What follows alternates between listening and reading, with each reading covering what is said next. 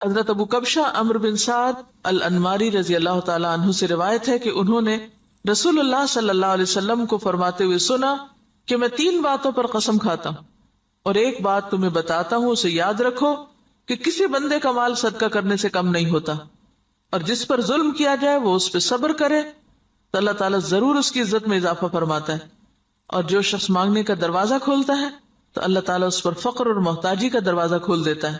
اور ایک بات میں تمہیں بتاتا ہوں، پس اسے یاد رکھو، دنیا میں 4 قسم کے لوگ ہیں۔ ایک وہ بندہ جسے اللہ نے مال اور علم عطا کیا، پھر وہ ان کے بارے میں اللہ سے ڈرتا ہے اور رشتہ داروں سے حسن سلوک کرتا ہے، اور ان میں جو اللہ کا حق ہے اسے پہچانتا ہے، اور یہ شخص جنت کے سب سے افضل درجوں میں ہوگا، بہت اونچا۔ اور وہ بندہ جسے اللہ نے علم تو دیا مگر مال نہیں دیا، بس وہ سچی نیت رکھتا ہے اور کہتا ہے اگر میرے پاس مال ہوتا تو یقیناً میں بھی فلاں آدمی کی طرح عمل کرتا، اور فلاں سے مراد اس کی اوپر والی کیٹیگری ہے کہ جس شخص کو اللہ نے مال اور علم دونوں دیے، بس اس کی نیت یہ ہے تو اس کا اور پہلے شخص کا اجر برابر ہے، وہ بھی درجوں کے اعتبار سے قیامت کے دن بلند ترین درجوں میں ہوگا۔ اور وہ بندہ جسے اللہ نے مال دیا اور علم نہیں دیا، بس وہ بغیر علم کے اندھا دھند طریقے سے خرچ کرتا ہے، اس کے بارے میں نہ اپنے رب سے ڈرتا ہے، نہ رشتہ داروں کے حقوق ادا کرتا ہے، اور نہ اللہ کا کوئی حق اس میں پہچانتا ہے، نہ اللہ کا حق دیتا نہ بندوں کا، تو یہ سب سے بدترین منزلت پر ہے۔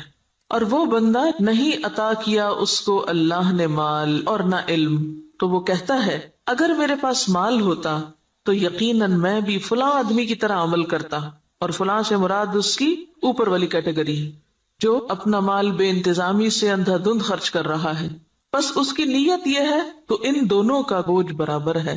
اب آپ یہاں دیکھیے کہ آپ صلی اللہ علیہ وسلم نے ساری دنیا کے لوگوں کو 4 حصوں میں بانٹ دیا۔ ایک وہ جس کے پاس مال بھی ہے اور علم بھی ہے، اور جس کو اللہ یہ 2 نعمتیں دے دے اس کی خوش قسمتی کا تو کیا ٹھکانا۔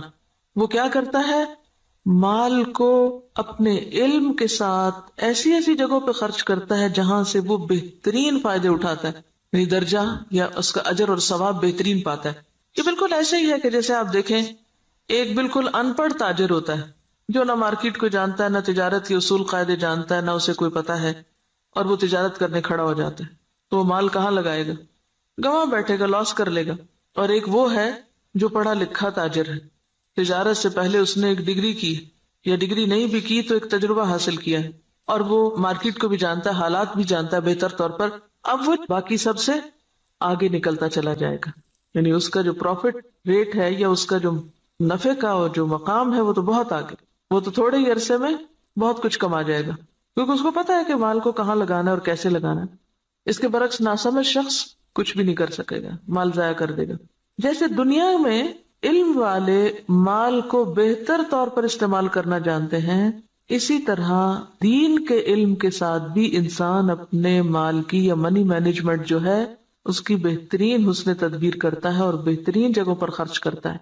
مثلا بظاہر عام لوگوں کو وہ ایک چھوٹا سا کام نظر آتا ہے، یہ چھوٹی سی نیکی نظر آتی ہے، لیکن اس کے نزدیک وہ بہت بڑی نیکی ہوتی ہے اور وہ سوچ سمجھ کے خرچ کرتا ہے۔ ایسا شخص بعض اوقات چھوٹی چھوٹی نیکیوں سے بھی بہت بڑے درجے پاتا ہے، ذرے سے بھی وہ اجر عظیمہ کماتا ہے، اپنی اچھی نیت کی وجہ سے، اپنے اچھے طریقے کی وجہ سے، سمجھداری کی وجہ سے۔ تو نتیجہ کیا ہوگا، قیامت کے دن وہ اعلیٰ ترین مقام پر ہوگا۔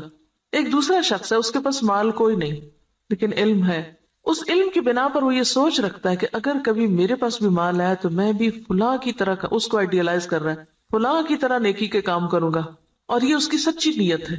تو نیت کہتے ہیں پکے ارادے کو، نیت خوش خیالی کو نہیں کہتے، یا کسی خوش فہمی کا نام نیت نہیں ہوتا۔ ہم عام طور پر نیت کس کو قرار دیتے ہیں، بس ایک خیال آ جانا، وہ بڑی اچھی نیت ہے، اور تھوڑی دیر کے لیے خوش ہو جانا اپنی نیت سے۔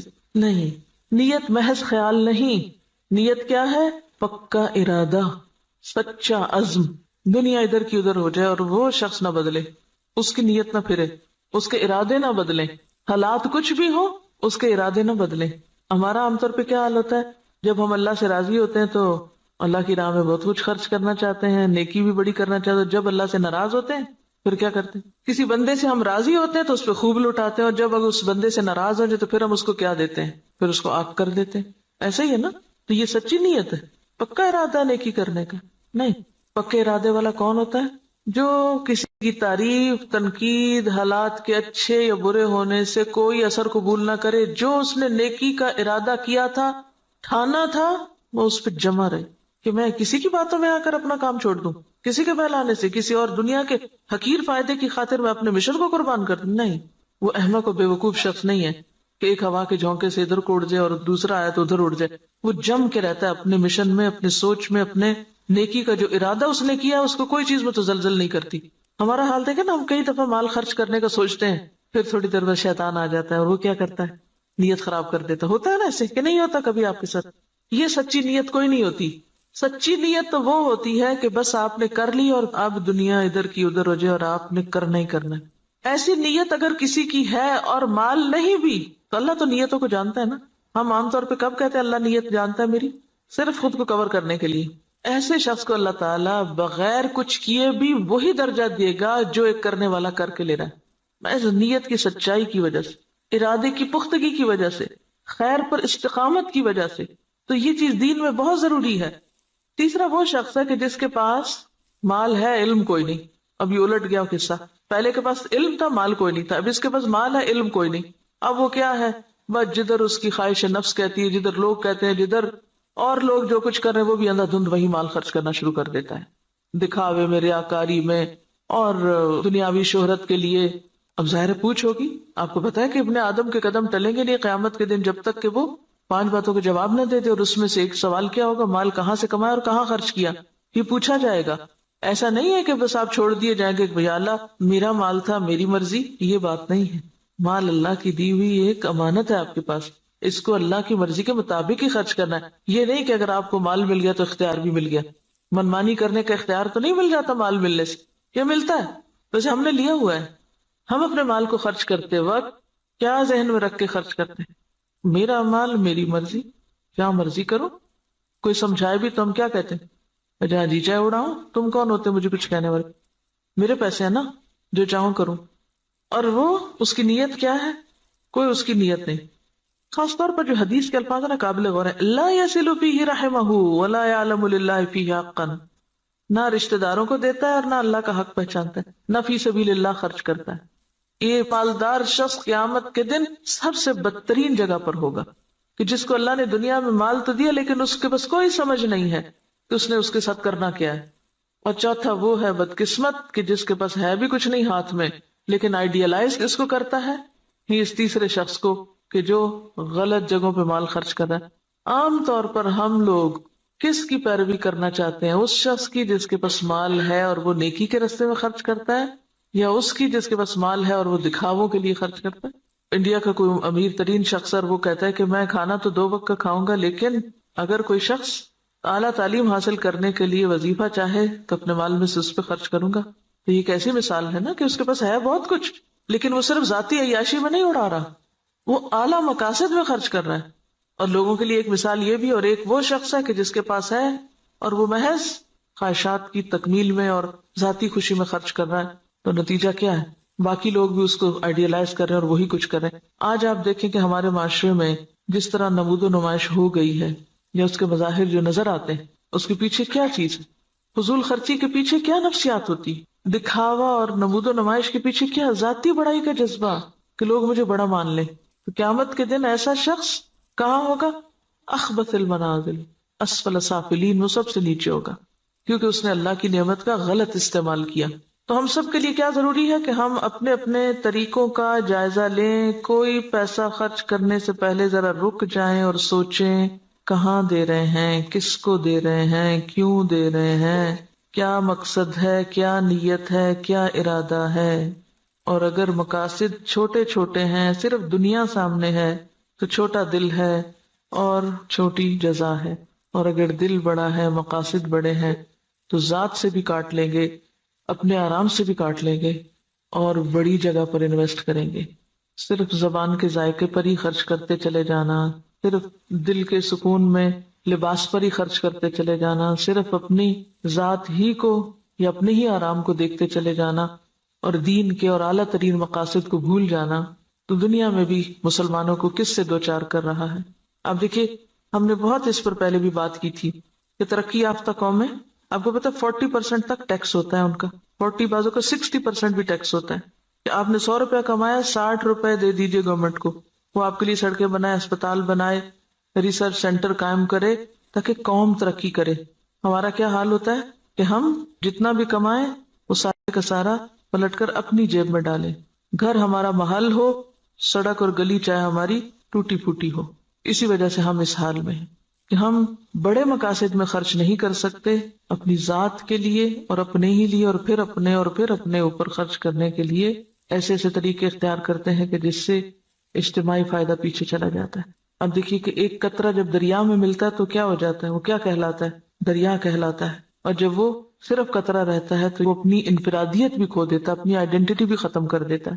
اگر ہم صرف اپنی ذات کو نمایاں کرتے رہے ختم ہو کے رہ جائیں گے، اور اگر ہم نے یہ سب کچھ اچھے مقاصد کے لیے اپنے آپ کو بھی اور اپنے مال اور اپنے اوقات کو بھی لگایا تو پھر اعلیٰ ترین منازل پا سکتے ہیں۔